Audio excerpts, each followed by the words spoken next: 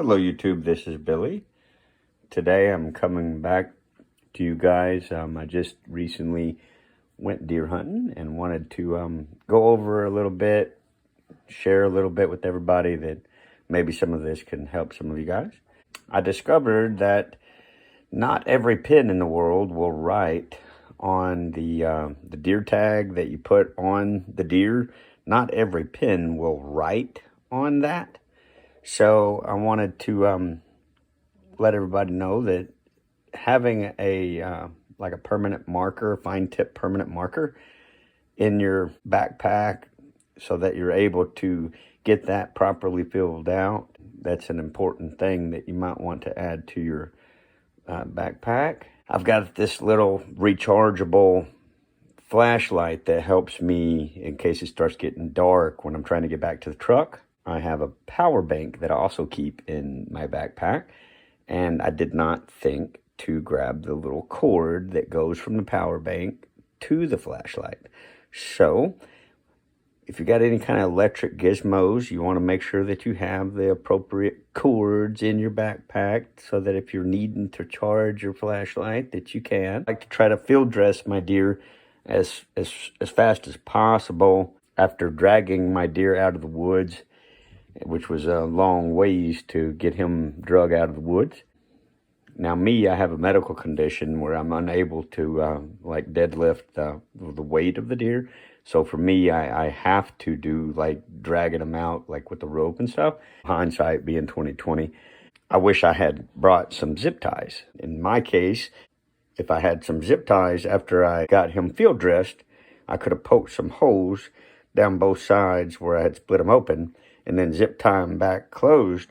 That way, the entire time that I'm dragging them to the truck helps keep the inside a lot more clean. Now, once you get your deer to the truck and you've done everything proper, and what you want to do is as soon as possible, like even the first gas station you come to, or the first opportunity that you get where you can buy some bags of ice, that cavity where you split the deer open, you want to open that back up and put a bag of ice directly into the cavity to help preserve that meat.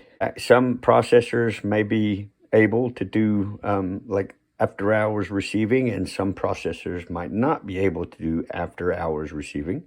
If you're needing to wait because if your processor has a family emergency and they're not able to do a late night receiving, then, you know, like for me, I spent like about $75 and bought 25 bags of ice to just completely put all over, just kind of a small mountain of ice bags all over the deer.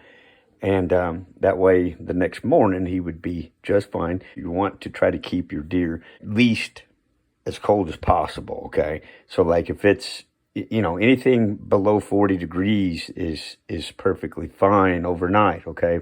But you don't want to get over that. You want to try to keep the deer, the carcass, you want to try to keep it below 40 degrees. For me, I know this seems silly to try to show and share, but I'd like to show this anyways. For me, having a piece of rope that's long, you know, so like my rope is probably about 18 foot long, and if it's a buck, I'm able to just go around the horns, and if it's a doe, I can go around the neck. And then after going around, you know, having it tied around either around the horn, around the antlers, or around the neck, and then having one piece and then the other piece like that to kind of evenly distribute the weight on my two hands, and with like a good solid stick or even an oblong stone, just, you know, wrapping the rope around the stone or the stick, and then in the palm of my hand, on both hands, you know, one, my left and my right hand, and then going over my shoulders, and then I'm able to lean forward and push with everything I've got to drag the deer out. I know that's a pretty silly diagram, but worked well for me. A nice pair of leather gloves in your backpack is a good idea because if you're doing anything like me, where you've got this in your hands and you're holding on to it and it's going over your shoulder and you're trying to, drag this deer out, those leather gloves are going to really help your hands with, weather the storm of trying to drag this deer out. A really good piece of information. You want to follow all the rules. So if wherever you're hunting, there is a deer check station, you want to get a hold of them and let them know that that you've got your deer. And while you're on the phone with them, go ahead and ask them. They'll give it to you. Just ask them. Say, hey, I'd like to have the game warden's phone number. They will give it right to you. And you can call the game warden and you can talk about anything and everything under the moon. You can just, really talk. And it's good to have the game warden as your buddy. You want to be buddies with the law enforcement that's out there trying to make sure everybody's following the rules. And another point that I'd like to make out is having a processor in mind prior to actually driving around trying to find a processor. Before you're out there hunting, it goes a long way to just go ahead and do a little homework and try to find your processor that you would rather go with.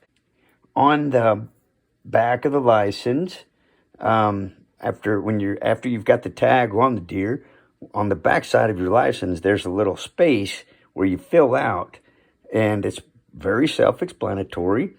You just fill that out. So, you don't want to make the mistake of filling out the tag and tagging the deer and then forgetting to fill out the back part of the license, okay? So, for anybody this video may help, well, everybody good luck out there and everybody be safe. All right, bye.